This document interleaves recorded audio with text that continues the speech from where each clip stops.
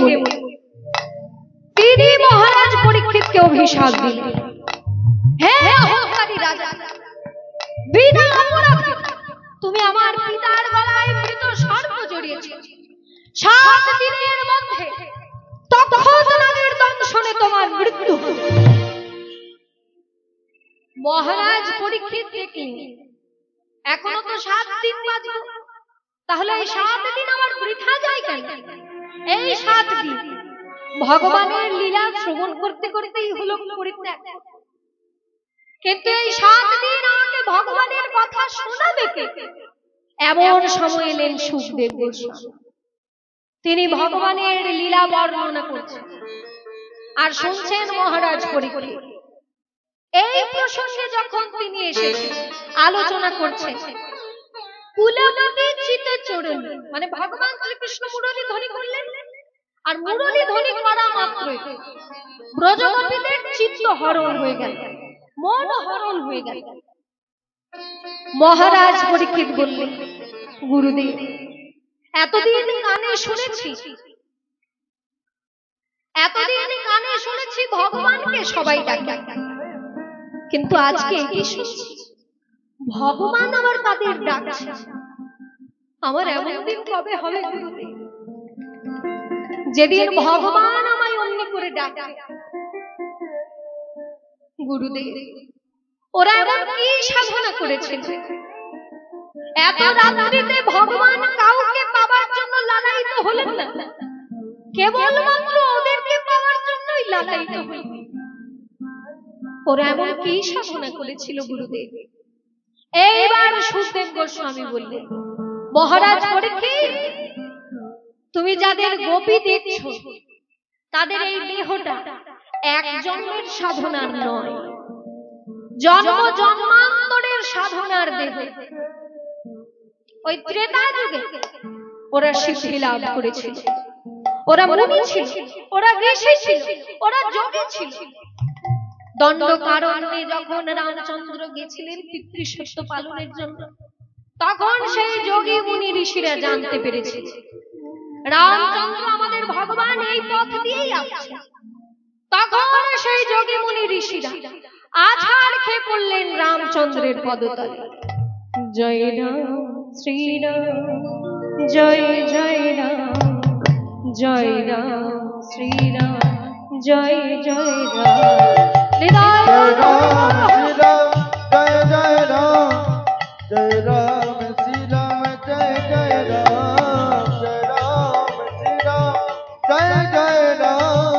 জয় রাম শ্রীরাম, জয় জয় রাম, জয় রাম শ্রীরাম, জয় জয় রাম, জয় রাম শ্রীরাম, জয় জয় রাম, জয় রাম শ্রীরাম, জয় রাম, জয় রাম শ্রীরাম, জয় জয় রাম, জয় রাম শ্রীরাম, জয় জয় রাম, শ্রীরাম জয় জয় রাম, জয় রাম শ্রীরাম, জয় জয় রাম, জয় রাম শ্রীরাম, জয় জয় রাম, জয় রাম শ্রীরাম, জয় জয় রাম, হে রাম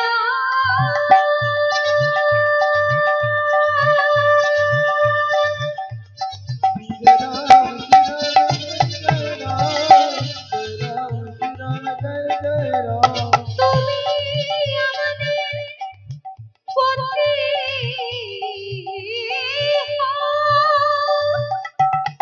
পতি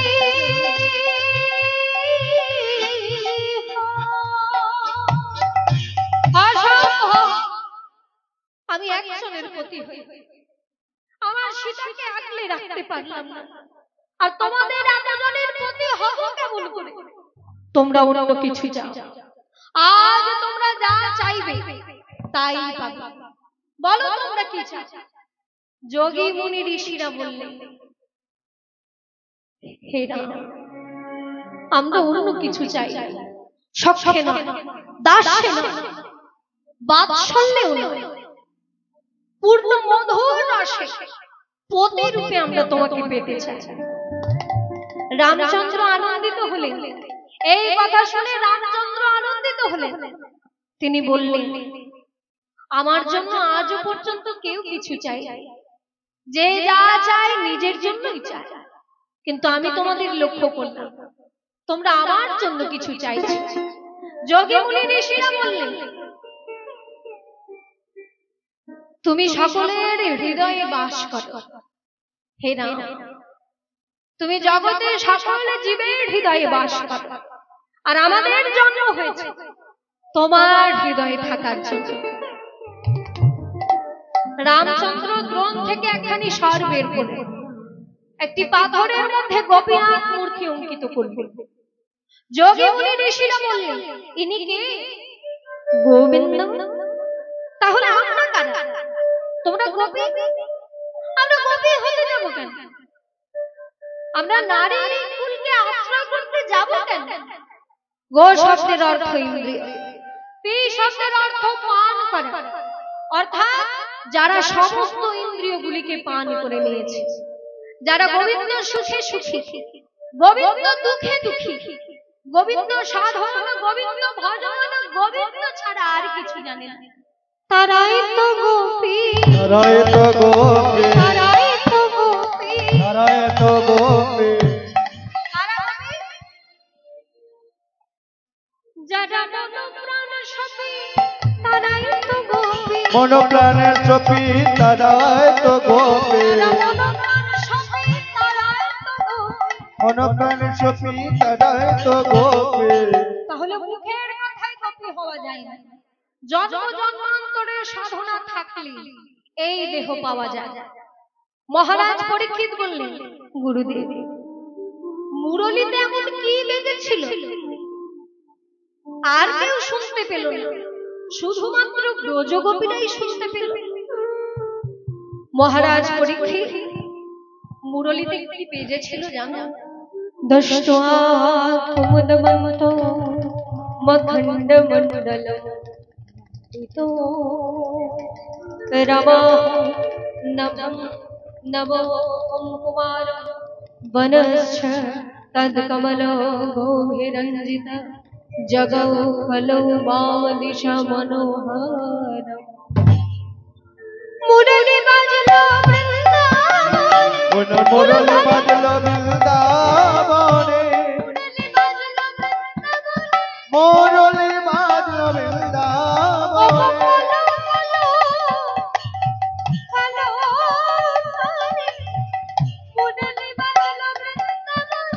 কলো কলো কলো তানে, মুরলী বাজলো বৃন্দাবনে।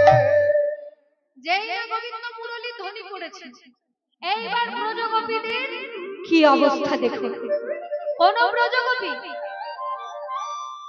আয়নার সামনে দাঁড়িয়ে বেশ বিন্যাস করছিল, কোন ব্রজগোপী পতি সেবা করছিল, কোন ব্রজগোপী গোদুগ্ধ দহন করছিল। এবার যেই না মুরলী ধ্বনি কর্ণে এলো, তাদের কি অবস্থা দেখুন।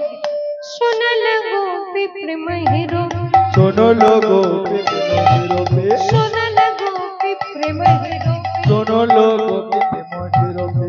मन ही अपन शोभे, মনে কি আপন সোপে, मन ही अपन शोभे। মনে কি আপন সোপে। যিনি গোদুগ্ধ দহন করছিলেন, এবার মুরলী ধ্বনি কর্ণে এলো। ব্রজগোপী কিন্তু গোদুগ্ধ দহন করছিলেন, গাভী নেই, গাভী চলে গেছে, কিন্তু ব্রজগোপীর হাতটা বন্ধ হয়ে গেল। এই দেখে पदकर्ता गोविंद दास बोले, अरे राम तो किसका दूध दहन कर रही है, तुम्हारा आंख नहीं है? ब्रजगोपी बोले, आंख तो मेरा है मगर मन मेरा नहीं है। अरे এত রাত্রে মন আবার তোমার কোথায় গেল? মনে হি আপন শোভে, মনে কি আপন সোপে, মনে হি আপন শোভে। মনে কি আপন সোপে। মন প্রাণ সব সপে দিয়েছে, বলো ধরে সোপে দিয়েছে, মন প্রাণ সব সপে দিয়েছে, মনে প্রাণ সব সোপে দিয়েছে। প্রাণ গোবিন্দ তোমার হলো বলে, মন প্রাণ সব সপে দিয়েছে। প্রাণ গোবিন্দ তোমার হলমে বলে, মনে প্রাণ সব সোপে দিয়েছি। এই হলো এক ব্রজগোপীর অবস্থা। আর এক ব্রজগোপীর অবস্থা কেমন?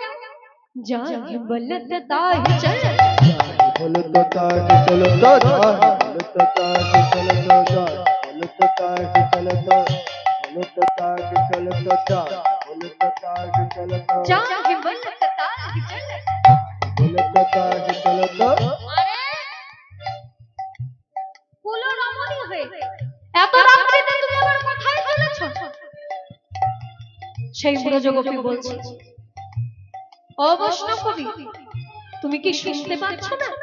ওই শোনো, মুরলি কোকাল লোলনি মুরলি গোপাল লোলনি মুরলি গোপাল লোলনি ওই দেখো ডাকছে আমায় মুরলি ওই গোপাল দেখো ডাকছে আমায় মুরলি ওই দেখো গোপাল ডাকছে আমায় মুরলি ওই গোপাল দেখো ডাকছে আমায় মুরলি মুরলি গোপাল লোলনি মুরলি গোপাল লোলনি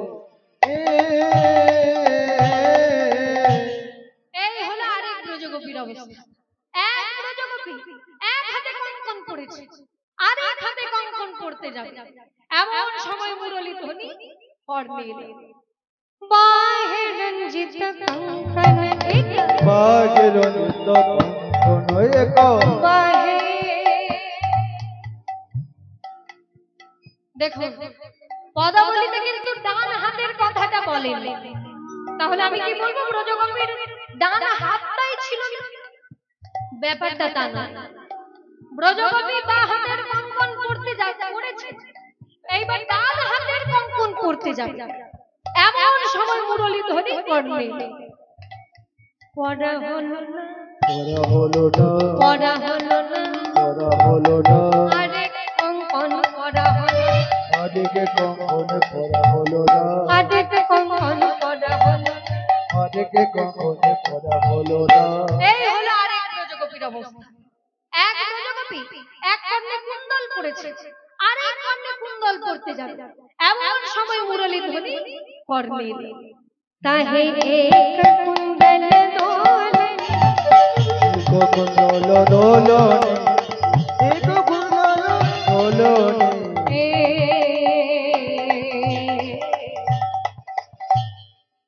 মুরলীর ধ্বনি শুনে এক ব্রজগোপী অতি সন্তর্পণে চলে যাচ্ছে, ধীরে চলেছে ধীরে চলেছে ব্রজগোপিয়া ধীরে চলেছে। ওই না ব্রজ গোপিয়া ধীরে চলেছে ধীরে ধীরে চলে যাচ্ছে কেন? পায়ে মল আছে, শব্দ হবে, তার প্রতি ঘরে ঘুমিয়ে আছে, জেগে যেতে পারে, তাই অতি সন্তর্পণ ধীরে চলেছে। ধীরে চলেছে ব্রজগোপী যেই না ঘরের বাহির হলেন, এবার তার পতির ঘুম ভেঙে গেছে, পাশ ফিরে দেখে বউ নাই। গেল কোথায়? বউ, আরে ও বউ! না না না, বেশি জোরে চিৎকার করলে হবে না, পাড়ার প্রতিবেশীরা জেগে যেতে পারে, সবাই বলবে হ্যাঁ হ্যাঁ, কালকে রাত্রিতে তো বউ বউ করে চিৎকার করছিলি কেন? তা তোর বউ গেছিল কোথায়? বদনাম হবে, আমি বরং বাইরে গিয়ে দেখি। সেই গোপালপতি যেই না বাইরে বেরোলে, দেখলেন ওই তো, ওই তো, আরে ও বাবু! গোপী মনে মনে চিন্তা করছে, যাকে ভয় করছিলাম সেই জানতে পেরে গেল। এত রাত্রিতে আমাকে ঘুম পাড়িয়ে আমাকে ফাঁকি দিয়ে কোথায় চলেছ? আজকে প্রথম নাকি প্রতিদিন যা? ব্রজগোপীর সাদা মনে কাদা নাই, বলছে স্বামী আমি আসিনি, আমাকে নিয়ে এসেছে। কে নিয়ে এসেছে? ওই মুরলী বালা। মুরলী বালা? ওই মুরলী বালা তোমার কে? ব্রজগোপী বলে দিল, ওই মুরলী বালা আমার পতি হয়। পতি হয়? এই দেখুন বাবা, স্বামীর সামনে স্ত্রী যদি বলে দেয় তুমি ছাড়া আমার আরেকটা পতি আছে, তুমি ছাড়া আমার আরেকটা স্বামী আছে, তাহলে মাথা ঠিক থাকবে? পতি হয়? शादी किए हो और पति हुए शाम अरे সেই ব্রজগোপী বলছে স্বামী তুমি যা ভাবছো তা নয়, সে যে আমার পতি, তোমার পতি, পিতার পতি, সে যে জগতের পতি, সে যে জগতের পতি। ধরা পড়ে গেলে এরকম সবাই বলে। আজ দেখবে ওই মুরালিওয়ালের কত ক্ষমতা, ঘুমিয়েছিলাম বলে নিয়ে যাচ্ছিল, এইবার দেখতে কেমন করে নিয়ে যায়। সেই গোপালপতি ব্রজগোপীর হাত দুখানা বেঁধে দিল, পা দুখানা বেঁধে দিল, ঘরের মধ্যে আটকে রেখে নিজেই পাহারা দিতে লাগল। ব্রজগোপী মনে মনে বলছে, এই দেহের প্রতি তোমার এত লোভ, এই ঘরের প্রতি তোমার এত মায়া, রইল তোমার দেহ, রইল তোমার ঘর। সামান্য জমে টানলে আমরা যাকে ধরে রাখতে পারি না, বিশ্বকর্ষণকারী কৃষ্ণ যদি কাউকে ডাকে তাহলে কি ধরে রাখা যায়? বিছুড়ে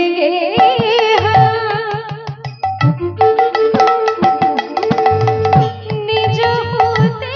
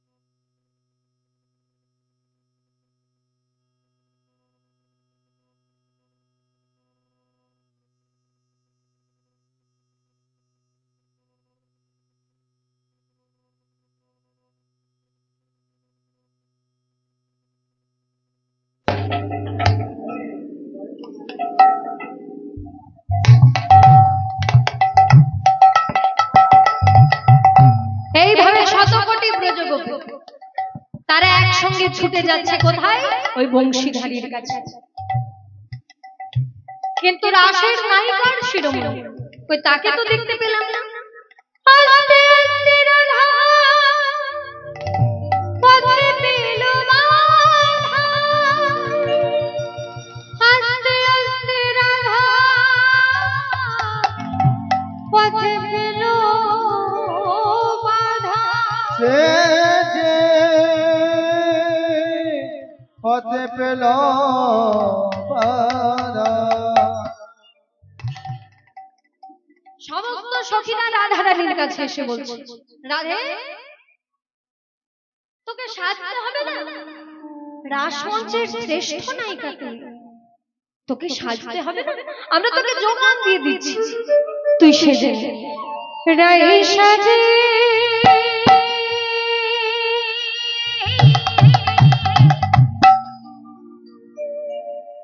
বাঁশি বাজে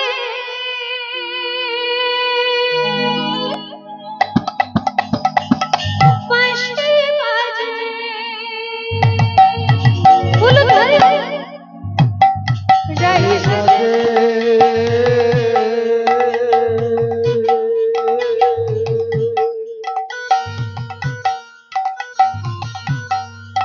বাজে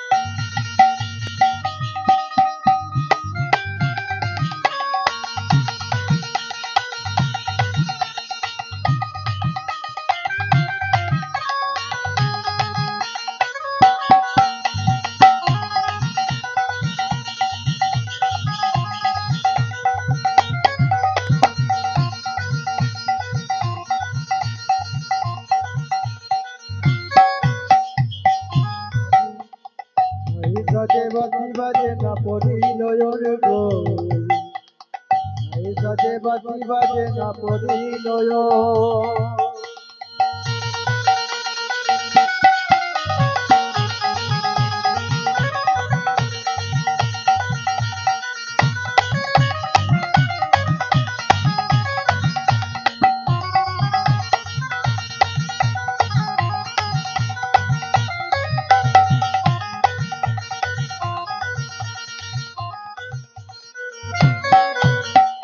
মুখরে ছড়ে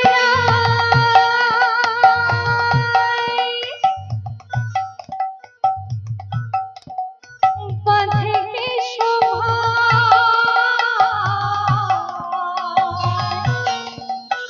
পুরিয়া চোরেরা বাঁধে কে শোভা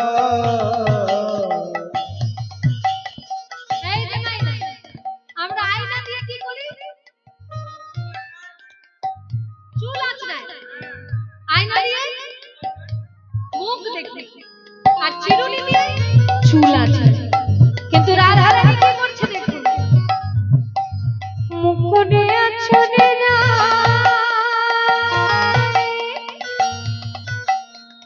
বাঁধে কে শোভা পুরিয়া চোরেরা বাঁধে কে শোভা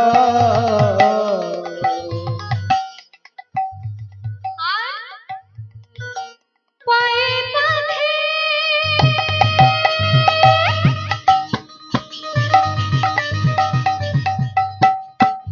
হলো মানা গো।